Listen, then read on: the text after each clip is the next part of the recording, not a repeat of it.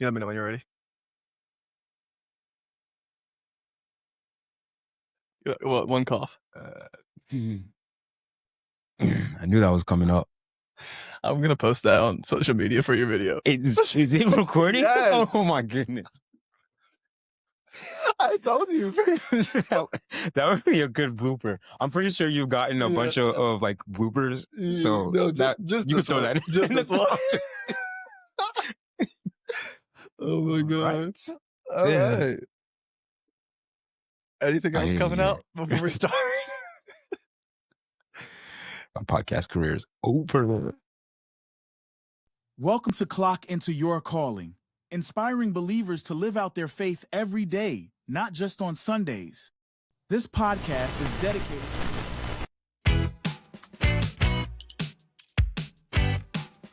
So I want to ask you, maybe you want to share a little bit about what positions you were involved in. So my first job right out of college, I was the group sales representative for the Audubon Zoo in New Orleans, which is one of the top 5 zoos in the country. Thank you very much. Just in case you were doubting her, top 5 zoos. And what was your favorite animal at the zoo? Oh, probably the white tiger. You guys had no albino tiger? White tiger. That's why it was top 5. Yeah. The other ones don't have a white tiger. For sure. No, for sure. So we always know we're walking that type of a timeline, but it changed the way that we look at church. Yeah. That church could be fun and it could be exciting. It could be casual. Mm-hmm. The very first service I remember, it was a pastor in jeans and a Patriots football jersey. And I thought, okay, this is not what I was expecting. That should have been the first red flag, the Patriots jersey. Oh, yeah. I don't know. John's a Dolphins fan. So I was like, that's why we're good friends. Rivals, yeah.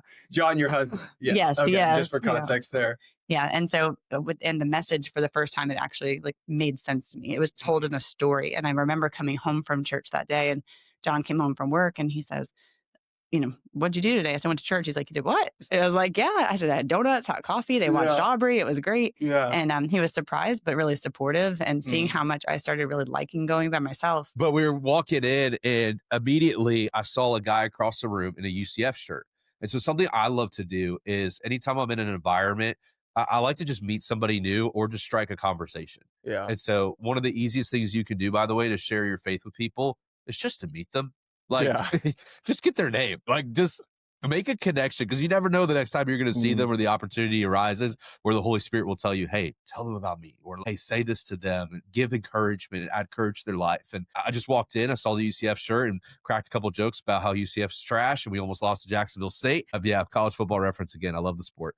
And but it served as conversation of getting to know this guy and getting to know his name and then meeting his wife. And then now there's a connection. Now, next time I see him or in that moment, if I felt led to, I would have invited him to church or invited him to see, hey, there's no hope for UCF. There's hope in Jesus. Come on now, somebody. All right. Settle down. I said I'm UCF banter. Gosh, it's we both went there. So I know. We can't be doing that here. It's a rough time. But I think we just need to always be ready to share. But the greatest title David ever held wasn't king, wasn't shepherd, wasn't a giant slayer. Right. None of those things. The greatest title he ever held was a man after God's own heart. That's good.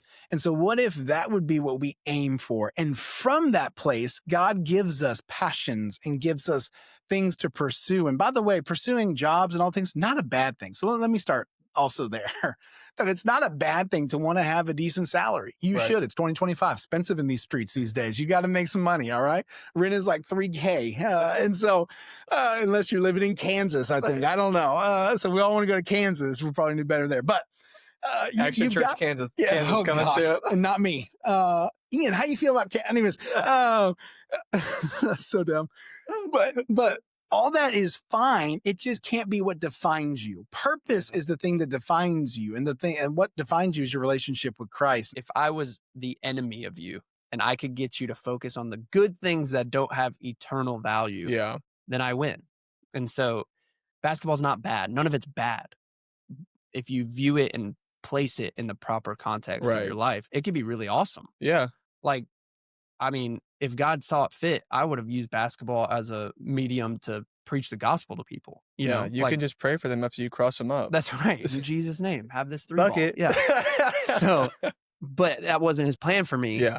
I'm just using that as an example of how you can use good things for God things. But if your good things taking the place of the God thing, then you're not, there's no God. And this transition now over the last 5 years, we'll say, Oh, because owning a business, commercial real estate, and now selling business. What priorities and what things have like stayed the same during this, and what's changed? I'd say stayed the same. My morals, my character, just how I approach things, mindset wise, perspective wise. Okay. All that stays. But what I get to do each day and the practicality of it, like when I was in my landscaping days, it was like 6 a.m., grease already all over me, oil, gas, got to sharpen blades, I got to dip in. It was just a messy life, right? I got holes in my shirt. Does the dip go in at the end? It went in from the beginning. That was not chronological order. But no, it was. But I think what's important about rest, and as you noted too, I love your language around it, is the intentionality. Yeah. You can rest. You can rest and just sit down. I was technically resting all day, as I was working. I'm just sitting. Don't tell your boss that. I'm sitting. I'm excited about. Ian, I've been married 10 years. 10 years. And in the 10 years I've been married, what's wild is I've only gotten my wife to go on a vacation on a plane once. Wow. And never on a cruise. Okay. And I'm getting on a cruise in October. And so that's a big win in the Pope home. The cruise is coming up. So are you guys land mammals? Like you don't like to air or sea? My wife doesn't. I like everything. There's nothing I'm not down for. So Sarah does not like planes, trains, automobiles, or boats. Okay. So she'd rather stay local and But after 10 years, I finally talked her into going on a cruise with me. So that's a win. And where's that? Where are you guys going? A little Bahamas trip. Three day. We start easing in. Ease in. Come on. What line? Royal Caribbean. Royal Caribbean. That sounds like a lot of fun. Yeah. Every time I hear about someone that goes on a cruise, they're just, the only thing you hear about them after is how much they've ate. Yeah. No, I'm working out heavily before this trip. Yeah, I'm planning on coming back 30 pounds up. So I got to get 30 pounds down so I even out, And they always have a gym on board too that they advertise, but you might hit it the first day. We'll see. We'll see. I'll get a lot of walking in, a lot of steps. And so I feel like I want to love people around me. I want to be someone who's perceived as someone who authentically cares about people. I love serving. Volunteering is actually probably one of my hobbies. If you were to ask me what a hobby is, I love to serve. That's amazing. Love to be involved. Maybe do a fault sometimes for my calendar purpose. But I really love leading. And it's not from I like to be in charge type of a thing. Unless we're in a group project, I'm probably that person. We're being honest, right? All your classmates are like, thanks for saying that. Yeah, tap me in.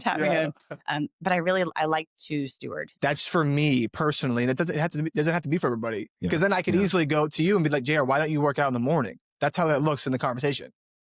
If it works for me, why doesn't it work for you? Are you not doing it right, Jay? Are you only, are you not working out? Are you just talking? I just like my time in the morning. Like quiet time. Well, it's funny because that was an arbitrary example, but that boy, you're not a morning guy. Facts. Every time I see you in the morning, you're still sleeping when I see you at the gym. The machine taking a nap. That's what I see you doing. Yeah. Well, it's because I don't sleep well. I barely get hours of sleep. And now I'm going into firefighting. It's like, you're not going to get much sleep anyways. So that's true. The sleep that you're not getting enough of, cut that in half. And that's what you're going to get. Yeah. But that's why we film this at 2:00. Just so we make sure you're awake. We're going to have to, this will be a long podcast. It'll be me talking to myself. Yeah, I'm wide awake. I'm wide awake now. And what I've learned is that routine is important for emotional stability. And what do you do, I guess, speak to someone maybe that's traveling a lot? Yeah, you have to plan even more if you know you're going to be on a trip. If you're going to be in a hotel, usually many of them have a fitness room. Even on a cruise, they'll have a fitness room. Dr. Joel, nobody uses the fitness room on the cruise. I'll just say, nobody uses that. I do, but okay, I get it. Maybe the first day, maybe. But the deal is, if you can find time to walk. A lot of times we just got to pause and not just jump right into it. And because also it's a pride thing too. I've dealt a lot with pride also. Even being a longtime Christian, you could get prideful of I don't struggle with this anymore and stuff like that. But then there's another struggle that let's talk about it, Mike. No, that's so good. Yeah, I mean, I've seen people hey man, you were praising God on Sunday, and then like, you know, you treated this person right after service like crap, you know, like, come on, man. Like, I'm not giving the people the finger on the road before I get to church, you know, like, but it'd be like that energy. No, I love what Pastor Justin, pastor of our church at Action Church, he's always like, I never feel like more of a failure from when someone gives me the number one on the way to church. I'm like, bro, that's so funny. Yeah, Not exactly. the pastor. Yeah, exactly. Nah, I love the honesty. Yeah, I just think it's hilarious. But yeah, you're right. I've told this story a bunch, but I was in a relationship with a girl at the time who was from Sweden, and I thought she was the one. Like I thought she was wife material. Mm-hmm. And so much so, I tried to learn how to speak Swedish. And like low key, I was really good. Like I'm like, it's like a party trick if you ask me. I got some svenska in my bag. So what is that? That means Swedish. Oh, in Swedish. Yeah. Okay. Keep up. So we have our topic for today. You might be the only Bible that someone reads. When did you kind of realize that was the case? Not just at church, but people were kind of reading you and looking at what you do outside of the church too. Yeah, I think the first time that this title, this conversation ever came to life for me was early high school. Oh, wow. Yeah, we're going back here. Yeah. When I was reading over these questions, this is what I thought. Did you have a beard at that time? Yes, but it was like that. It was that look at the camera real quick. It was that little thin chin strap beard. Oh, basically what I have now, Ben had 15 years ago. No, it's just kidding. Jesus saves, that's for sure. Yeah. And redeems. But I mean, we were talking about it before this. Talking about if you can get to the place where just that breath in your lungs that's what you're thankful for. Yeah. Everything else is like a true blessing because it's easy. I mean, I'm not going to sit here and act like you weren't torching my mic I gave you earlier. I got the Party City mic. Look at this. Look at you just saying that after you said be thankful for everything. Okay, I thought you'd be thankful for the mic that I graciously, I'll ask you to bring your own mic next time we do this. I remember passing by you so many times at the UCF gym. Just like that's what we did. Like we weren't touching base real quick, like a lot then, but I would just see you there all the time, which was cool. How we kind of rejoined back a couple of years later and get to talk about God instead of pre-workout or whatever. We were just like, you use a C4 or I'm more so honey. And Himalayan salt. That's right. If you know, you know. Yeah, nobody knows. Nobody knows. Literally nobody knows. It's gonna be one guy. Get a load of this guy. Yeah. I mean, it's gonna be one guy, but I hope it's one guy that knows what you're talking about. Anyways, okay. One guy. So shut up. Anyway, and so that's when we can't lean on the comfortable. We have to lean on the Holy Spirit so that we say what needs to be said in that moment so that He uses us. So hard work, dedication, consistency. And we always tell our team to come prayed up, prompt, and prepared. The 3 Ps. The 3 Ps. Yeah. And the Bible even tells us, study to show yourself approved. You know, I thought you were going to say the Bible said the 3 Ps, and I was like, what chapter is that? Do not add or take away from my word. God said it. No, but that's just that's not 4, 3 Ps. Three. We had to get the right Ps. Come on. Okay, so we have to be strong in our faith if we're going to make a difference at what really is the place that we spend the most amount of time at. Yeah. Like most of our waking hours are at work. And now with this time change, you get off work. If you work at 9 to 5, Good it's night. dark. Good night. Yeah. It's sad. No dinner for you. Go to bed. Yeah. I'm like, what happened? Like the blinds, are the blinds closed? No, it's pitch black outside. It's miserable. It's miserable. Yeah. So. Yes. Maybe God will ordain it a different way for us. Like get rid of time changes. Yeah. Why don't we do this one day? One day. Yeah. I'm just not going to set my clock back. That's true. Good luck. Good luck. Yeah. I'll be late everywhere and early everywhere at the same time. That's true. That's really good. Pride tells you you're too good to be doing this. That's true. That's good. Insecurity says, I'm not good enough to do this. They're attached, by the way. Your greatest pride will also be linked to your greatest insecurity. The thing you think you're best at, when someone else is better at it, you're just going to become insecure about it.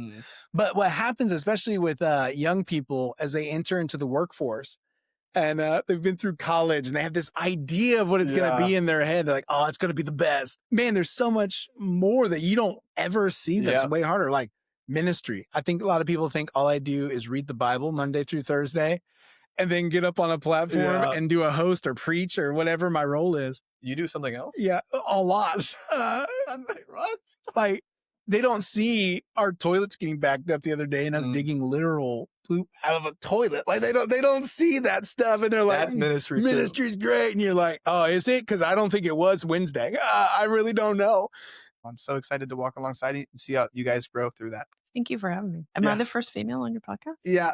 So was history made today? Yes, you're a pioneer. I broke through the wall, crashed the ceiling. Crashed the ceiling. Yeah. Yeah. The person that's going to be listening to this is going to hear a girl voice on there. It's like, what is that? It's like the audio stuff. What are you telling yourself? What are you doing differently perhaps in those times where things aren't looking too hot? Yeah. Well, some of that's going to stem from, have you stewarded your money well? And that's why I talked earlier about diversifying your portfolio, having different revenue streams, so that not being dependent on just your business or, for some of the viewers, just their job. Yeah. Right. If that's your only income and things do hit the wall, it is going to be tough. So, right, using your resources and learning, right? Knowledge is king. Yeah. So study up on different ways to having your money make money. Yeah. Right. Getting with people that are smarter than you. If you're the smartest person in the room, you're in the wrong room. Right. Get in different rooms. Get around different people. That's why I'm in this room right now. I was going to say the same. No. Too slow. You got to let me get the joke. No, I just can't. But really though, I think that's a game changer when you start to intentionally seek others and look at how they're living. Yeah. So what did you say to me earlier? No, I said, because I'm on Ian's podcast, I feel super important. Oh, okay. I think about things I've done in my life. I've had a sandwich named after me. Shout out Slams, RIP Slams. I've been on a podcast. A different one? No, this one. You haven't done it yet. I'm on it right now. Oh, okay. Yeah. Whether You're you on post, set. You're on set. Yeah, whether you post it or not, I'm on it. Okay. I'm just kidding, everybody. Yeah. So before we dive into too serious of a conversation, do you have any funny stories about basketball, playing ball, or anything like that? Oh gosh, yeah, probably dozens.